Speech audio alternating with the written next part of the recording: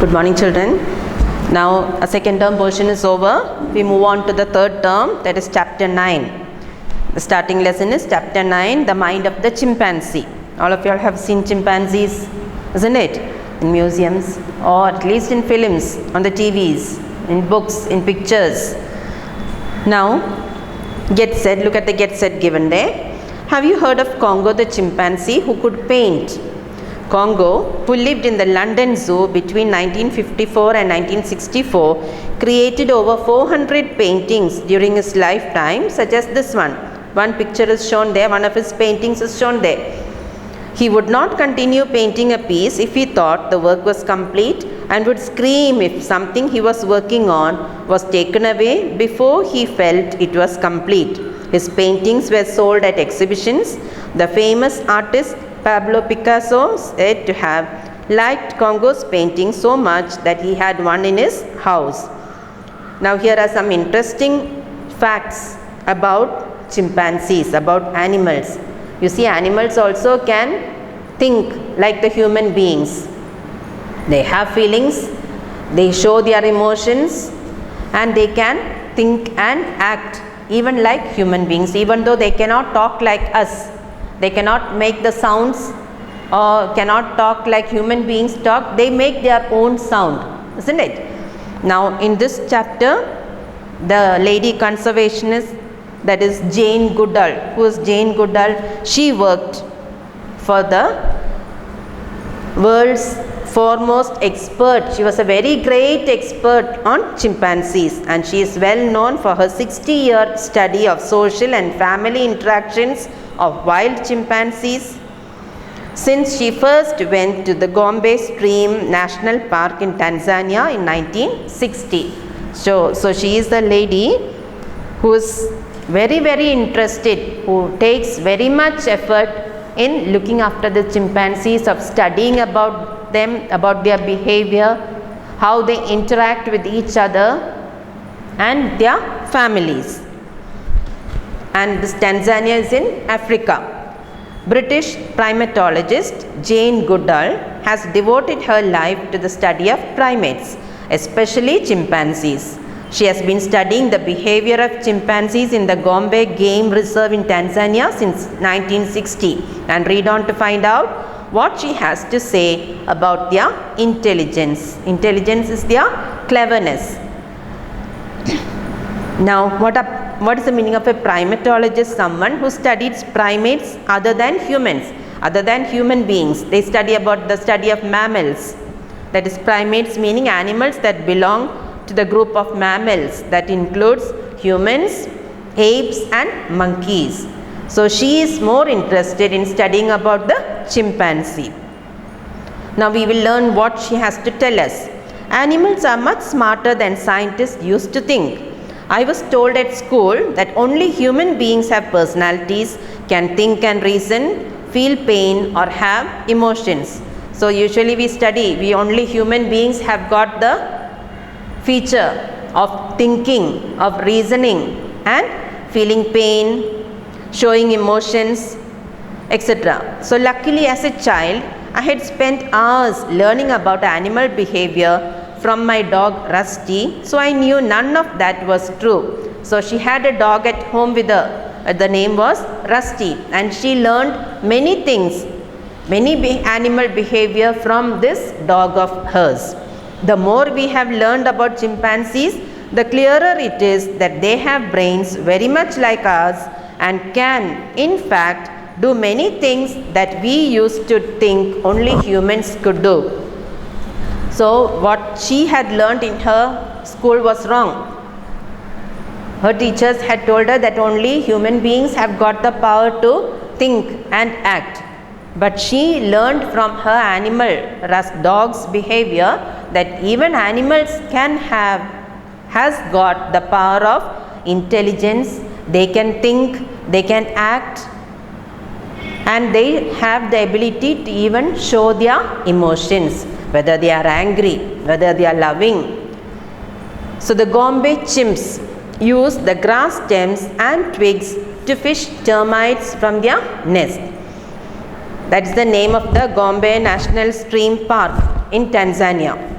So the chimps means the chimpanzees, the young chimps brought there or growing up there, they use the stem of the grass and small pieces of branches of trees to fish the termites from their nest. Termites are ants, big ants. They make a big ant hill.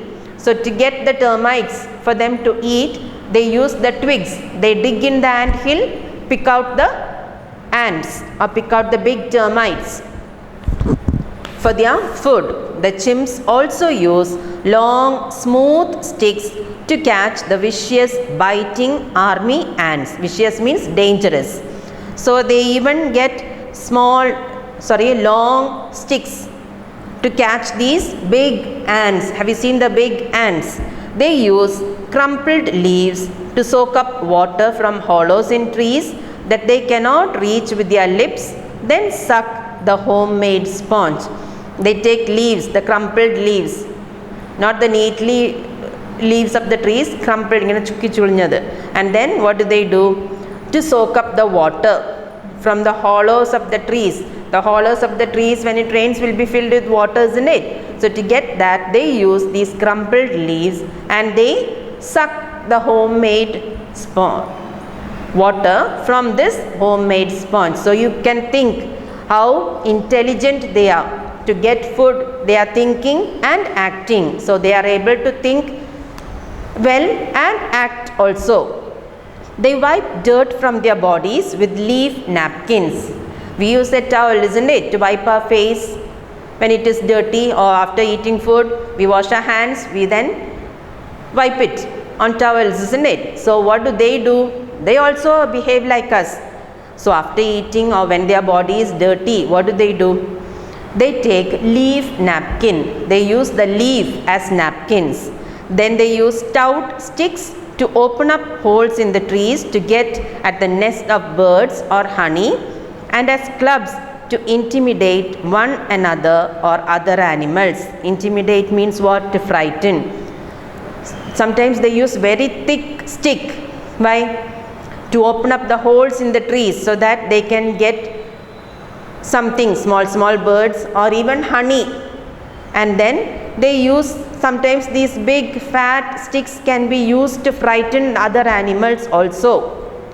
They pick up and throw rocks as missiles.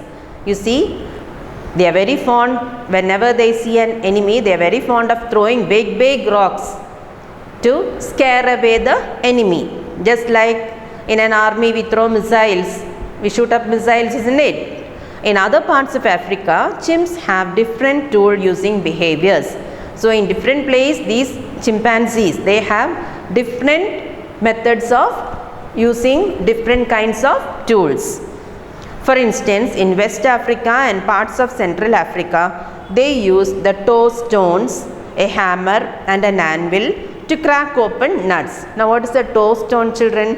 Stones to which objects are tied to be pulled, big stones to which some objects will be tied, and they tied so that they can be pulled. And an anvil is an iron block on which metal is beaten and shaped using a hammer. It seems that infant chimps learn this behavior by watching the adults and then imitating and practicing what they have seen. So the babies, the infant means the baby chimpanzees, they learn this behavior by watching the adults, their parents or other big chimpanzees. They look what they are doing. They observe the parents and other big chimpanzees carefully, very closely, and then they practice what these elder people are doing, what these grown-up animals are doing. So the chimps have their own primitive culture. So just as your parents help you, isn't it? These parents of the chimpanzees, they also help the young ones. The young ones study, look at their parents and study from them. Many scientists are finding out more about the chimpanzee mind from tests in the captive situations. Now some of them are put in the cages in the zoos, yes, and the scientists are trying to find out more about these chimpanzees. For example, the chimps go and find sticks to pull in food that has been placed outside the cage beyond their reach. Sometimes the food is placed outside their cage, and what do these do? They use their brains. Yes, they go and find long sticks and they try to take in the food till it reaches their cage. Chimps can join two short sticks together to make one long tool. So all this, they need their brain, isn't it? They are using their cleverness, their intelligence to do all this. They have excellent memories. Yes, they don't forget anything. They are very fond of remembering. After 11 years of separation, a female named Washoe recognized the two humans who had brought her up. A chimp can plan what he or she is going to do. So you see, not only they have intelligence, they have a very good memory power also. For example, after 11 years, a female chimp was able to recognize the two human beings who brought her up when she was a baby.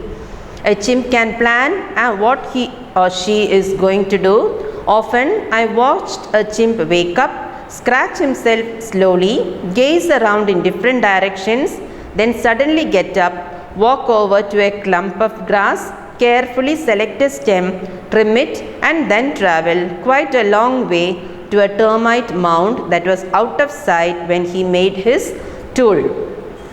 So what does he do when it gets up? When the chimp gets up, he's scratching himself, he gazes, looks around in different directions, then he gets up suddenly. Then he goes to a bushy place where the lots of grass is growing, picks up a stem from there and tries to get food from any termite mound close by. So read the lesson till there, children. Section 1 is over. We continue in the next class. Thank you.